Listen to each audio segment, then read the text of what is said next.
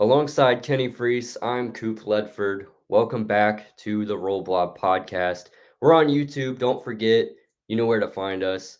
And if you're watching that gorgeous gentleman standing behind Kenny, that's actually Cap. He's in costume. So he's nonverbal for today's episode, but it is what it is. Kenny, speaking of episodes, our last episode, we talked all day about how 43 is not a big number. I We mean, were I wrong. think, yeah, I mean, it's a massive number. I mean, it's Huge. huge. There's 42 numbers smaller than that. That's not even getting into the negative numbers. Oh, or the decimals or anything. 43 is a huge number, massive number. Scoring 43 is not something you could ignore. That's what Quincy Oliveri did. And it's crazy that he was the first person ever with all the talent that Sean Miller has had. And I think I heard it on the Sean Miller podcast that he was, or maybe Paul tweeted it out, that he was the first person ever for Sean Miller to score 43 points in a game. That's pretty crazy when you think of all the talent he's had. Oh my goodness. Yeah, Xavier at Arizona, I mean, that that's crazy. What a night. And a lot of people were saying that the roll blob hat, there it Yeah, is, yeah. had something to do with it. I mean, you can't ignore it. You can't. And I during that game we were doing the live stream with Johnny and Joe, and I we kind of got off into some tangents during the game, so I didn't see the point when they were talking about how Coach Miller took Quincy out for a heat check. Do you remember seeing that on Twitter? I do, I didn't. yes. I didn't see that, but that's such like a it's such a boss move. You know what I mean? You got a guy you're just killing a team, and you got a kid that's out there scoring at will basically, and you're just like, all right, you can go score 40, but at least do it in our system. Yeah, I mean, it was crazy because he took such a deep three, Mm-hmm. and when it left his hands, I'm like thinking, why not? Like Yeah, everything else is going in. yeah, So, I mean, like you tweeted, whenever he misses a three now, it's almost surprising. Like, yeah, I thought that was going to go in. yeah. But that was an interesting thing yesterday because like right after I tweeted that, he missed like four threes in a row. And then I tweeted out, "What have I done?" And then the next three goes in. So I reversed it, Okay, good. threw Yeah, we some can't. salt over the shoulder, and Yeah, there were there's some people that no were a little angry about me, a little angry at me for that one for sure. there's no Kenny Freeze or roll blob curse. It's only like a blessing. So, Right. And, I mean, and the thing is we didn't have any video footage or photographic evidence that he wore the roll blob hat to the arena last game. So as far as we know, he's averaging 43 points wearing the roll blob hat in the pregame. yeah, exactly. And I'm sure you saw the videos and pictures and everything. Quincy warming up wearing Jerome Hunter's number 2 jersey. I mean, how cool is that? I mean, the thing is, and we're going to get to Jerome because I think that there's a lot to talk about there. But the way that Quincy has embraced not only his role in the basketball court, but his role as an ambassador to the community. I mean, just you can't even all the things that he's done. It would be hard to just sit here and rattle him off. I mean, he's going to elementary schools to eat lunch with little kids. He's taking pictures after games with students. He's doing interviews with kids in the student section. He's the first person when things are going well to interact with the crowd, get everybody pumped up. But then also when things aren't going well, he's willing to take the blame and put some of that stuff on himself. And then just everything he does off the court, he just really personifies what I think of as a Xavier basketball player. When you look at guys like, another guy that comes to mind was Romain Sato. He was kind of a similar personality, like that larger than life personality that all the Xavier fans loved, and he loved being around everybody. And that was one of the first guys that when I was being recruited that all the coaches talked about as being like that, our kind of guy, Right, right, like, right. but that's really it's really what it was. And just seeing him embrace that and embrace Xavier Nation the way that he has, and we've talked about it before, but man, is it disappointing that we only get him for 1 year. Yeah, it is, but, if he was here for 4 years, there every single child in the city of Cincinnati would meet Quincy at some point. Yeah, Like, there there would wouldn't be a be single kid.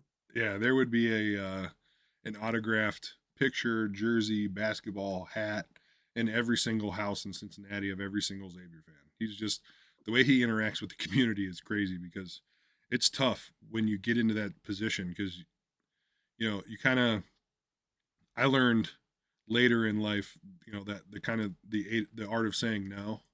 And that's one of those things that you don't learn until you get to a point where you have to when you have kids and a wife and a job and all that stuff.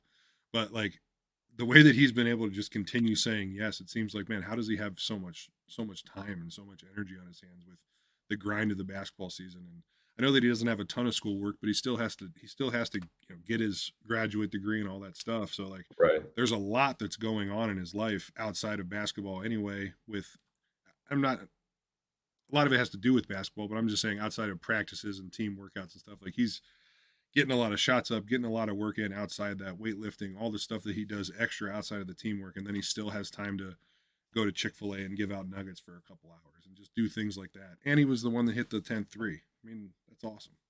Right. Yeah, I mean, it's it's a storybook type of season so far for him. I just hope, Xavier makes the tournament and can at least Yeah. we can at least see him play on, I TV, you really know? want that for him. Yeah. Yeah, Yeah, exactly. But kind of the opposite of a storybook. Uh be unless you're talking about the first couple books and then the third one's going to be the storybook ending, but Jerome Hunter is yeah, man, does it just hurts. It hurts with the season that he had last year, and kind of having this awakening as a interior four-man, and moving a little bit away from what he was at Indiana, and even when he first got to Xavier and finding that role on the team. Obviously, Fremantle goes down, and it gives him more of an opportunity to play.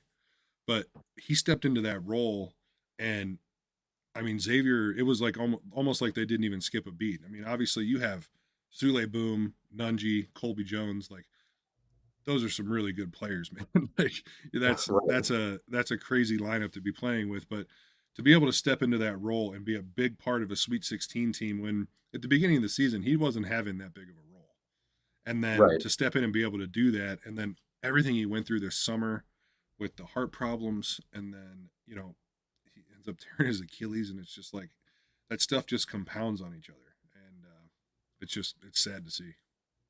Yeah, it's definitely sad to see. I mean, I think they're looking at I think they said around, like, a 6-month recovery for it, which, I mean,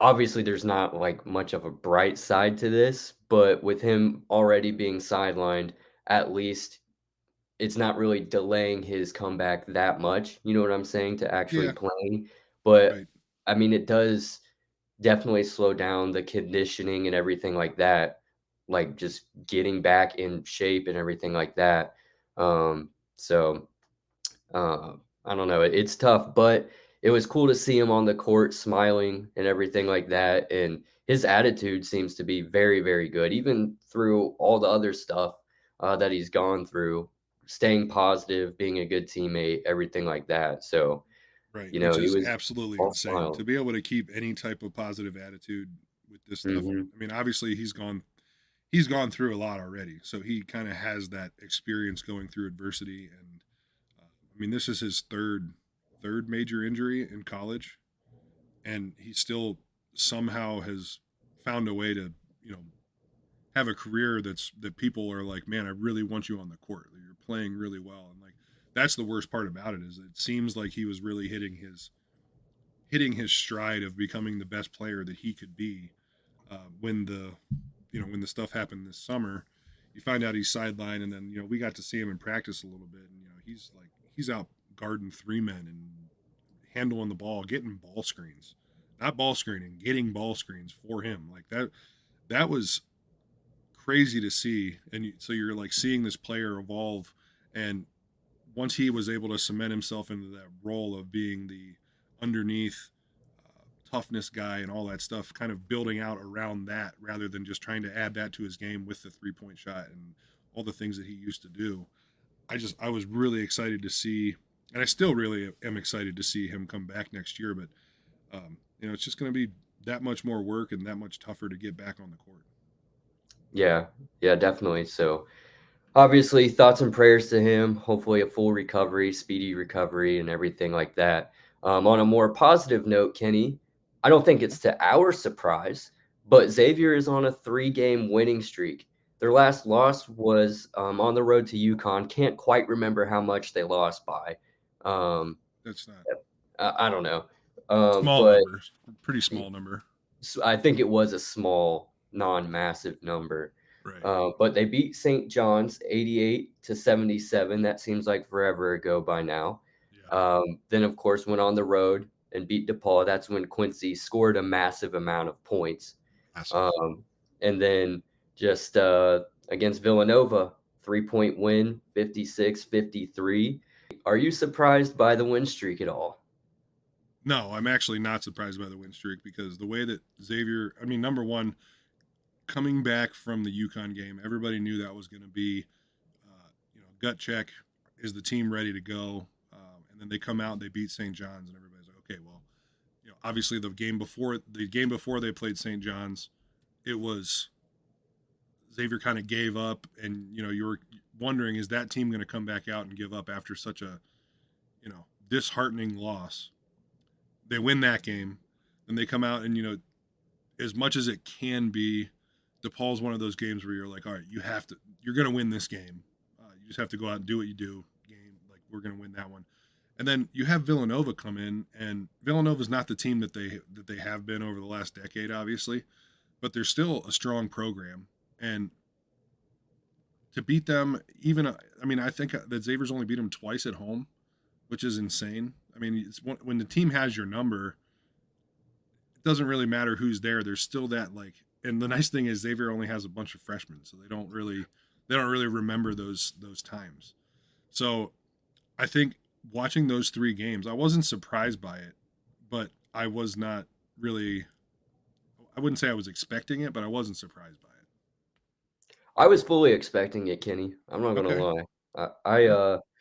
I mean, I don't know, they just seem to be kinda clicking right now. I think we talked about it maybe on the last podcast, where it's kinda, like, been a roller coaster as far as trying to project if this team's a tournament team or not, Right. where you start off, you're like, "Yeah, there's no chance." And I then you know. start picking up some Big East wins, you're like, "Okay, yeah." Right. And then they Right. drop a couple, you're like, "Yeah, no, no, NIT, hopefully." And then it's back on that upward trend right now. Um, I mean, the winner of yesterday's game is in a much better spot than the loser. Yes. No Right doubt. now, Xavier is still looking at a first round bye in the Big East tournament, as crazy as that sounds. So Which is crazy to it's think. Which is absolutely crazy to think about from the start of our season to where we are now. That Xavier has a chance to have a bye in the first round of the Big East tournament. I don't think there's anybody out there that would have been thinking that was going to happen. And then, but you look at these teams and like let's go through the schedule here. Let's just try and Nostradamus this, okay? what So predict like wins yeah, and who's losses. yeah Okay. who's gonna win? Who's gonna win? Who's gonna lose Okay. each game here? So next game we got Creighton at home. Win. That's a It's win, home game. Win. right? Seton Hall at Seton Hall. Uh, That's that's a a Valentine's win. Day win. Yeah, Win. that's a win. Yeah.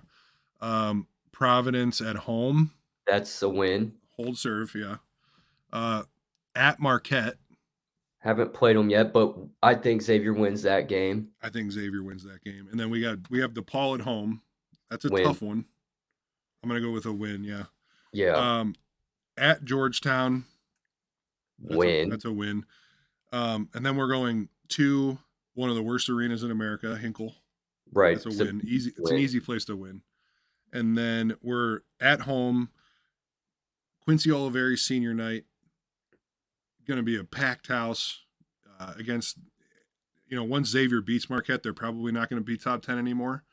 But Mhm. they may creep their way back into top 10 after the next 3 weeks. But you're probably looking at a number 10, 11 Marquette team at home. Win. Yeah, it's got to be a Yeah. win. So I So mean, that puts us at That's 8 more games, 8 more wins. Yeah, that's not. I mean, and that's not a bad record, and we would kind of be on pace then for what I had said about Xavier wins the Big East tournament, and gets a 3 seed in the NCAA tournament, 3-4 seed. Yeah, Um, that's still a 21-10 season. That's right? what's so we Yeah, agree that happens. yeah. Yeah. 3-4, dude. I mean, let's just think about this for a second. And I know that I've talked about this kind of. I've overplayed this, but if it happens and they do win the NCAA or they do win the Big East tournament and they win out and they Mhm. get a 4 seed, they're Oakland and Delaware will have beat a 4 seed this year. That's wild to think about. Right. Wow. And I mean, I really like, who knows? Maybe those wins, maybe those losses early in the season, and the games where we got the game you get absolutely blown out by UConn, whatever the committee says, and even if they get a 5 seed, they would still have to be in the running, and at that point, they might even be top 25. Yeah. That's They would have to be top 25. That game against Marquette, I mean, they could, if they win out through Marquette, they could be pushing the top 25 yeah, I they definitely could be because, yeah, you'd have to pick up a win against Creighton, at um, Creighton. at Creighton. Oh wait, no, No, is it you're at right, it is Creighton? at home. It's at home, It's we at already home. I'm know that. thinking Marquette. The first one's Yeah, going to be, so you're going to have yeah, to beat number at 19. Marquette, You're going to have to beat number, who knows what Marquette's going to be in 2 but weeks, yeah, but currently number still, 7. right. So, Providence is a good team, have to beat them again, right. have to beat Seton Hall again. Yeah, they'd be in the top 25, I'd assume. Yeah. I mean, That's wild, dude. it's possible. It's Well, I possible. mean, the top 25 teams are going to be, you know, 6 seeds or better in the NCAA tournament. Now, they would have to come out and make a showing in the Big East tournament to stay in the top 25. But Right. it's crazy when you look at the fact of how rocky the season was to start and where we are now with this 3 game win streak, what this looks, how different it looks from a fan's perspective and just from a confidence factor with the team, to know that that kind of thing is possible. I mean, following that UConn loss, Xavier was 10-10. So, I mean, you drop the next game at St. John's and you're having to dig yourself out of the hole. And I don't know, 13-10 doesn't sound too bad right now. 7-5 in the Big East. I mean, it's pretty typical Big East play. It's really just that Oakland and Delaware loss that's still kind of stinging, but Right. they can definitely make up for it. So they're Which is kind of crazy, and because it's just like Oakland and Delaware, they're clearly games that Xavier should have won. Everybody knows that they were big upset games. So the fact that they lost them and they've had the Big East season they've had, it still seems pretty crazy to me that people are I mean, I understand why they have to, but I just don't get how they're still like this, last 4 out type team. I mean, you look at some of the bubble teams and the last 4 in. You got St. John's or not? Yeah, St. John's, Seton Hall, and Butler. St. John's, Seton Hall, Butler, and Cincinnati. All 4 teams that we've beat. right. And look at their non-conference schedules. I mean, Cincinnati. No, I don't remember Cincinnati's, but I know that like Butler It didn't was have a bad. good non. Yeah, Butler didn't have a good non-conference schedule. I think they played. Was it? Did Cincinnati play Georgetown or did Butler play Georgetown? Or not Georgetown? Georgia Tech. One of them That played. I can't uh, remember, but like can't that was one of their remember. better wins in the non-conference, and it's like I they're think that playing. used to be Yeah, they're playing Virginia. They're playing Georgia Tech, and we're playing Houston and Purdue, and then exactly. I don't know, whatever. I don't know, not all resumes are gonna be created equally, I Right. guess. But, I mean, you put Xavier's schedule against anybody's. I think Xavier might have the number 1 strength of schedule, if I'm not mistaken. I don't know if it's the number Non-conference, one strength of schedule for the entire season, but like the non-conference, yeah. non-conference. Right. Yeah, absolutely. But, I Which don't is know, crazy man. that it would even go down if you're talking about playing Purdue when they're number one, Houston when they're number one, UConn when they're number one, Creighton at 17, Creighton now at 19. Marquette at number 7. And I know that all the people in the Big East have to play those schedules, but those teams don't have to play themselves. Those high level teams that we're having to Yeah. play against, and Xavier's considered a whatever number, like a top 40 team or whatever you want to say. So like the strength of schedule is crazy when you look at the teams that Xavier's had to play, and all on top of all of that, overcoming what they've had to go through injury wise. It's just they deserve, in my opinion, to be at least in the last 4 out, not the next 4 out. I mean, you're putting them at that point at number, outside of the top 40, Oh, outside yeah. of the top 35, which is it just that doesn't make sense to me. Yeah, and I don't follow, like, the bracketology stuff that much until it's, like, literally 2 days before selection Sunday. Right. Like, I never really know if they're trying to predict the rest of the season or if it's like, "Oh, if the season ended right now, here's what the bracket would look like," which I don't Right. care because it's like, Yeah. there's 8 games left, why would I care what it's like right now, Right. you Yeah. know? No, I So, agree like with you on that. so, I don't know. Something, But we'll discuss because it's fun to talk about, throughout more podcasts and stuff like that, but Xavier's winning out. You heard it here first. It's already written. It's it's happening. so So it is written, so it is done. That's what it is. exactly. Kenny, just real quick, I want to get your thoughts on the Villanova strategy at the end of the game. Them being down by 3 points. They needed a three there. You know, Xavier didn't foul up three. Some people like to do that, some don't. Good thing they didn't because Villanova decided we're not really going to shoot the ball. Yeah, So, I'm looking up a tweet right now because it was really funny. It was from Cranjus. Have you seen this?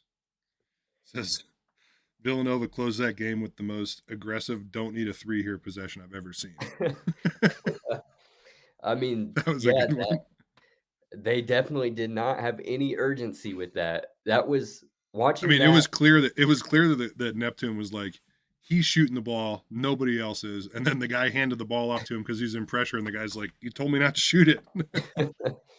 Ridiculous, dude, Yeah, that ridiculous. It that's I think I read on Twitter that that's happened a couple times this year to them where they just really? haven't that they just haven't gotten a shot up at the end. Maybe it was just a fan being angry and saying that there was some I don't know, but that I did read that.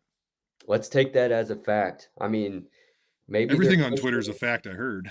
it seems like it. I mean, when does the X ever lie, you know? I've But, never. maybe they're trying to push a narrative like, "Hey, don't take the flu shot this year. We're not taking shots." I don't know. Could be something like that. Could be, Um, yeah. I So wish you're I'd have saying got this is mine. so you're saying they're anti big pharma. Yeah, I think so. It's I mean, that's really the only conclusion you can make. That's my Coopspiracy, Kenny. Coop Speary. Yep, They yep. don't want I you got a to get picture the for flu that. shot. We'll throw it up. We'll throw Well, that up yeah. on Twitter too, and we'll put the Coop Speary picture. Okay, perfect, perfect. But any other thoughts on the Xavier basketball team, before they take on Creighton, on Saturday? The only thing that I can say is number one, if you want to turn this turn the season into something that like we're talking about that can bring Quincy to an NCAA tournament, if you want to make that happen, these games like beating Creighton is not a must win by any means. But if you win that game, it's such a huge boost into for your resume, getting the NCAA tournament, all that. And I mean, we've already said that they're going to win, but it's just if you're able to get this win, it's such a big moment in the season to say that okay, now the Xavier team has finally gotten that big win that they needed, Mhm. and then we go from there. Yeah, yeah, definitely. S Where do we go from here? We go to the mailbag, Kenny. Question straight from the Discord. Yes, straight from the Discord, from our good friend Ahmad. He has some good questions here. So he mentions Trayvon Blewett being a great shooter, one of the best scorers in Xavier history. But overall, is Quincy a better shooter than Trayvon Blewett? I think See, you have to remember that as locked in. I wasn't as locked in during the Blue It days. I watched some, and I've actually watched, you know, in the past couple years, I've actually watched some replays of Xavier games when he was playing, and I know that he was a great shooter. Um, I just don't know, and he's obviously much bigger than Quincy, so he was Yeah. able to get those shots off better. But I think just as far as like having to take some shots that are maybe more contested and things like that, I feel like Quincy has that ability to like kind of shoot falling in that. And I know that I really couldn't say who's a better shooter. If you're talking about just like spotting up, shooting the ball, I would assume that they're probably pretty similar. I mean, I watched Trey at TBT this summer, and he there was a couple. I don't know that he had his like greatest shooting days in those games, but I was watching him in practice, and I was like, dude, like this kid can shoot, man. Like, so it would be really tough for me to pick between those two, just because I don't have as much of a scouting report on Trey. Right. Yeah, I mean, I'd put Trey against pretty much anybody that's ever worn the Xavier uniform as far as shooting goes. I'm trying to take away all the recency bias and stuff and not just Right, be like, right, "Oh, right, right. Quincy, he scored 43 points." Like, Yep. whatever. But yeah, I think I'd still go Trey, but I mean, I don't think it's too far off, really. Yeah. I mean, I don't to say if you're saying one is better than the other, it would be by less than a percentage point, percentage wise. I would Right. think. I mean, Quincy's. I don't know. Is he top five in the Big East or top five in the country for 3-point percentage? I mean, Mm, he's well over 40. He's in like I don't know what he is after last game. I saw it after the DePaul game. He was like 43.5%, something like that, which is just a wild stat because he's a yeah. volume shooter. Like, that's crazy. Yeah, I don't actually know what, like, the national rankings are looking like. I know he's leading the Big East in scoring and Yeah, everything like that. Um, but man, I mean, when Trayvon was here too, I mean, he was leading a lot of categories, I believe and it. Yeah. I mean, he could score from anywhere too. But Hmm. um, yeah, I'm still leaning Trayvon Blewett. Okay. Um, Ahmad was very, very good with these questions, thank God. Yeah. He wants to know, I think this is a better question for you. So the Sean Miller podcast, our friends at the Sean Miller podcast, have this new segment called OKG, which stands for Our Kind of Guy. Yeah. Something I'm sure you've heard Coach Miller say pretty often. Yeah. Um, he says or ask to name your Xavier all-time OKG starting five. So you can kind of make this your own, Yeah. whether you want it to be five guys that are like your kind of guys or just your top five in general. And like the thing for me is that my if you're talking about like a Mount Rushmore type thing, mine would. I know that I'm going to be disrespectful to some OG guys just because you know I didn't really start following Xavier basketball until 2006. Like when I started Right. getting recruited. So I'm going to just say just make it nice and easy, and I'm going to go from my freshman year until now. And I think that I would say man, it's gonna be all guys that I played with, man. I like that's, I mean, Has to be. two's number one. Two's the point guard for sure. Um, man, I mean, maybe put JP. We could Okay. throw JP at the two, like the shooting guard. Yeah. Jordan Crawford at the three. Derek Brown at the four. David West at the five. I know David West is before, but I mean he's Yeah. probably the best big man Xavier's ever. I mean he is the best big man Xavier's ever had. So that's Or gonna be my top five. best player, period. Right. I Yeah. Oh, mean, yeah. I mean, the thing is that this is the same argument that people have about like LeBron and Jordan, Kobe, Shaq, all these guys. Like, who's the best player ever? Like it's such a stupid way to ask the question. Like, no, yeah. because David West is probably from a career perspective, being able like in what he did and just like how dominant he was in his position, he's probably the most dominant player that Xavier's ever had. But then you have Jordan Crawford that could shoot the ball from 40 feet in. You got two Holloway that was just like absolutely cold blooded every single game. He didn't sweat, he didn't get nervous, nothing. He was just an absolute dog all the time. Derek Brown is another one. Jamel McLean ended up having he had a really good career at Xavier, but ends up having an amazing overseas career. Um, Justin Dolman, same thing. Like he had a really, really good career at Xavier, and then it went on to be one of the best Americans in Europe, playing EuroLeague for 10 years. So it's like, how do you say who's the best guy? And I kind of forgot about Justin Dolman, man. I don't know how. How It would could be you? That tough.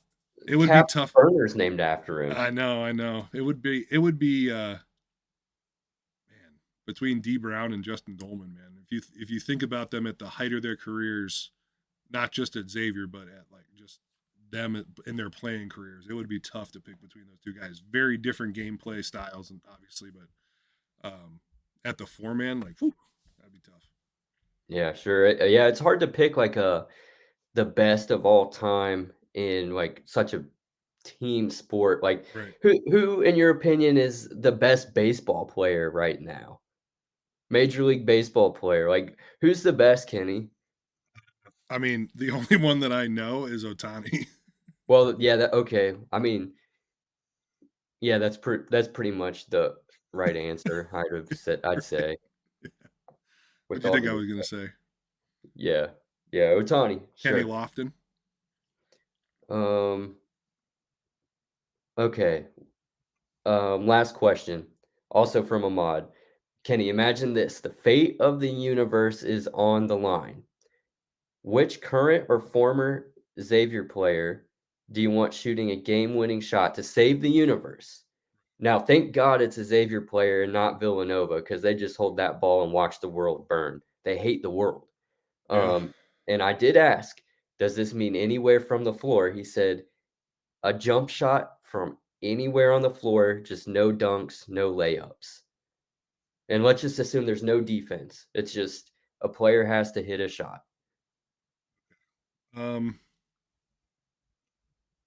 I think the answer to this question is it changes if there's no defense, right? If you're talking about give me a shot from the top of the key to save the universe, I'm probably going with Brad Redford.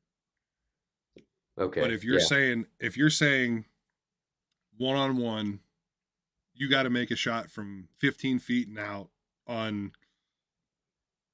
on yourself. Let's say it's you guarding yourself. You have to make a shot over yourself. I'm taking Jordan Crawford. He can create a I shot like that. any day of the week from anywhere on the court, anytime he wants. And he's as just as a pure scorer goes. I mean, he could do a lot of other stuff, but he was a pure scorer. I like that. I like that. So I guess yeah, the universe would be saved in that instance. So yeah, hopefully we're never in a spot where the aliens come and they say, "Hey, line up all the Xavier players. If you don't make a shot, the universe is done." But it's something to think about. Now, I will say, if you're talking about like aliens come down today, and you're talking about like 34-year-old Brad Redford and Mm, 36-year-old Jordan Crawford. I'm assuming they both still got their shot in the bag, but might be out of practice. So mhm. yeah, Yeah, then you wanna go someone with a little bit, fresher legs, so, yeah, then you just say Quincy. I think you say Quincy. Yeah, I think you go Quincy standstill and creating. Yeah, maybe a Davion, mid-range jumper here and there, Right either one of those guys I feel pretty safe with, or, a now, Kenny do they free know the throw. fate of the universe is on the shot, or is it just like, hey, go shoot this real quick? Ah, I don't know, would you rather know? I think I would rather no, I definitely wouldn't wanna know. Yeah, but then you might not. Then you might just be like, ah, Yeah, I don't know. that's a Yeah, tough one. There's a that's lot of gonna different aspects. We're gonna have to get some clarification from Ahmad on this one, and we'll bring it back up next time. Yeah, we'll have him call in. Okay, I'll have him, do a little voice notes thing, and we'll perfect. figure it out from Yeah, there. But that sounds right. universe will, knock on wood, live to see another day. Um, Kenny, 2 words for us to close us out. Stay blobbing.